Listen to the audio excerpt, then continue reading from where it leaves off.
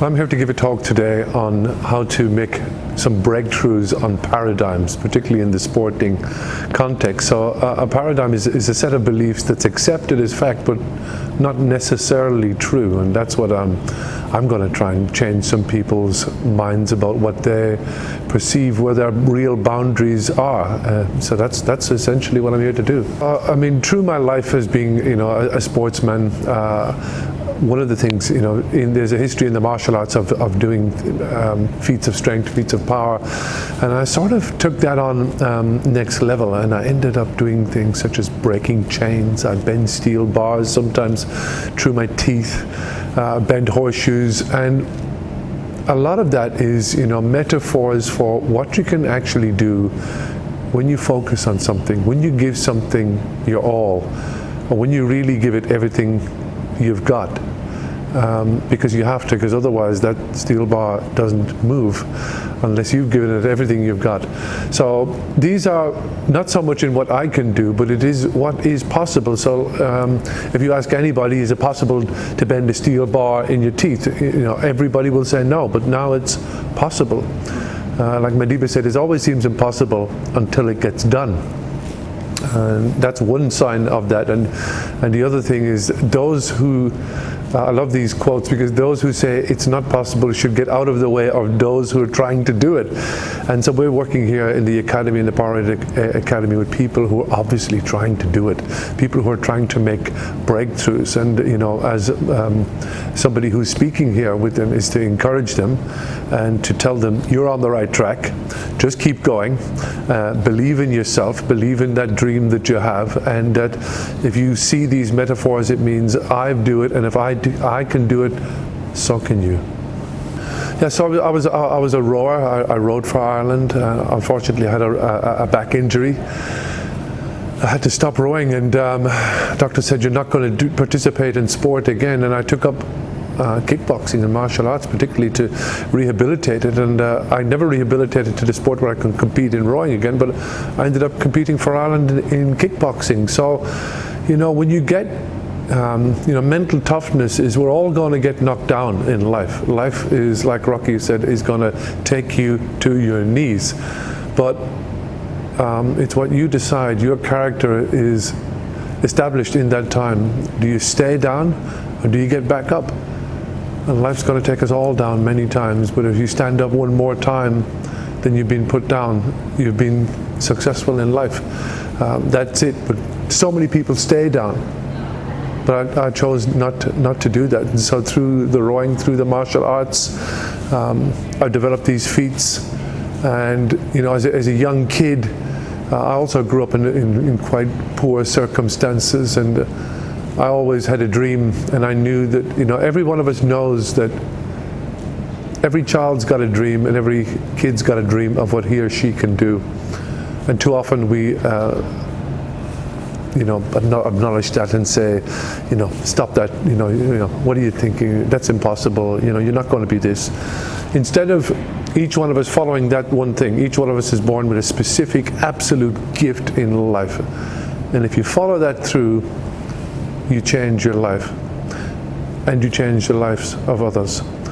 And the world needs more people that are coming alive, expressing their gift, being their unique self, expressing that joy to the world. That's what the world needs, and sport still provides us with the opportunity to achieve these marvelous success stories.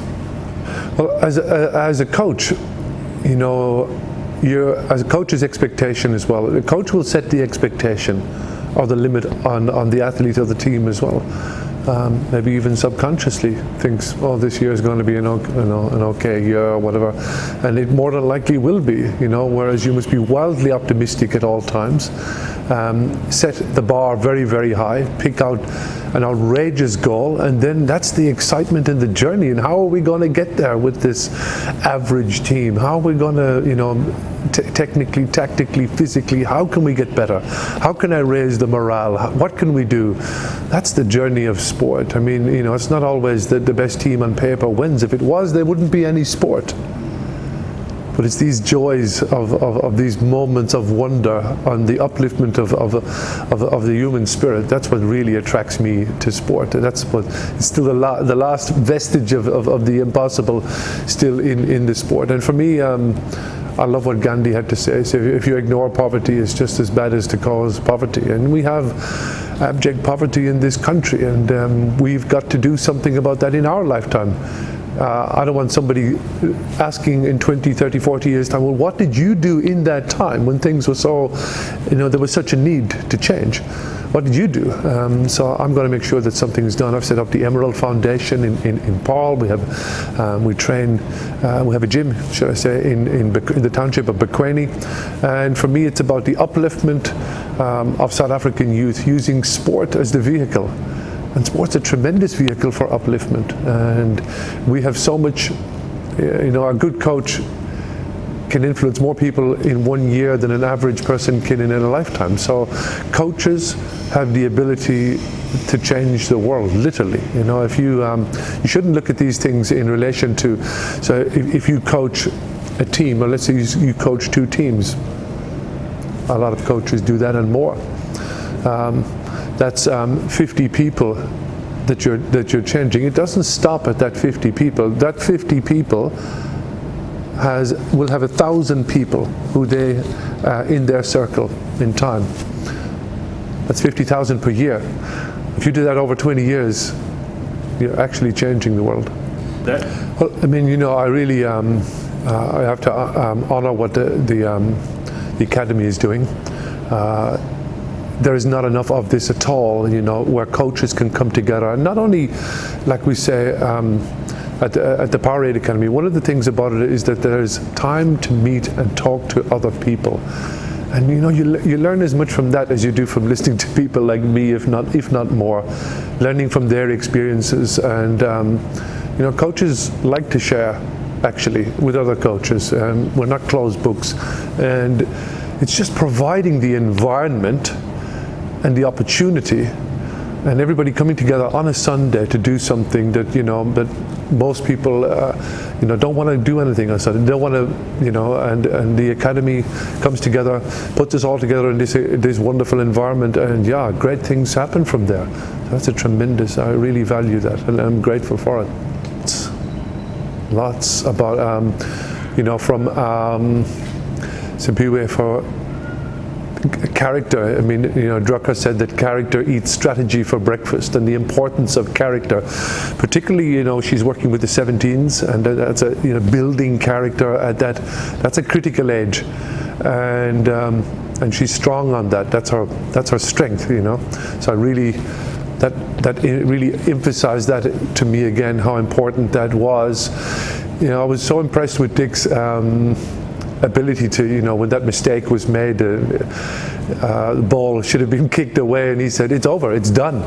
And that's incredible maturity as well, that a lot of people carry things with them for years. So I was really impressed by his overall professionalism, but just in that one comment, he revealed his character and how quick he was just to let these things go and not to carry all of that stuff with him. And so I'm really impressed by what I've heard so far. You're talking with people who perform on a world-class level. George Washington, who was the first president of the United States, said, "Pay any price to be in the company of incredible people." And at the Powerade Academy, that's what you've got here. Coaches who are at and have performed at a world-class level, and coaches as well from all over ultimately will be all over South Africa, and so that's what you're going to get, and that's a price worth paying.